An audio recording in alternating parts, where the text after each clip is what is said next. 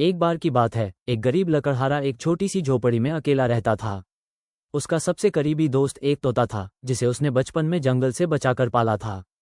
तोता उससे बातें करता, हंसता और हर वक्त उसका साथी बना रहता। दोनों की जिंदगी में सुकून तो था, लेकिन रोज का खाना बड़ी मुश्किल से जुटता था।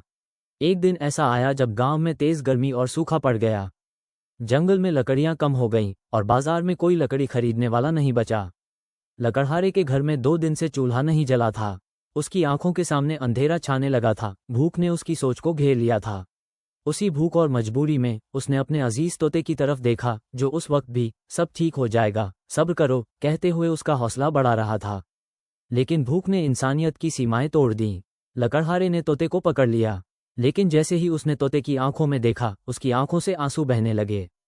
तोता भी रो रहा था, लेकिन उसने कुछ नहीं कहा। तू जा, तू आज़ाद है। लकड़हारे ने तोते को छोड़ दिया। मुझे माफ करना, मुझसे बहुत बड़ी गलती होने वाली थी। लेकिन तोता उड़ा नहीं। उसने बस एक बात कही, अगर आप मुझे खिला नहीं सकते तो मुझे निकाल दीजिए, लेकिन अपने दिल से नहीं। उस रात तोता उड़ गया, मगर अगली सुबह से कुछ अजीब होने लगा। हर सुबह लकड़हारे के घर के सामने लकड़ियों का एक गट्ठा रखा मिलता। फिर एक दिन उस गट्ठे के अंदर एक थैली मिली जिसमें पैसे थे। दिन ब दिन ये सिलसिला चलता रहा। लकड़हारा हैरान था, ये सब कौन करता है। एक दिन उसने छुपकर देखा, वह तोता था जो दूर किसी राजा के बाग से लकड़ियां चुराकर लाता और चुपचाप रख जाता।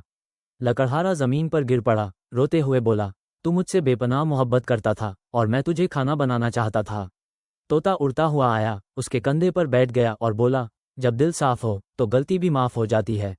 उसके बाद दोनों ने फिर कभी भूख नहीं देखी। लकड़हारे ने अपना काम ईमानदारी से जारी रखा और तोता उसका हमसफर बनकर हमेशा उसके साथ रहा। मोहब्बत और वफादारी का असली रंग तब सामने आता है जब वक्त सब कुछ छीन लेता है।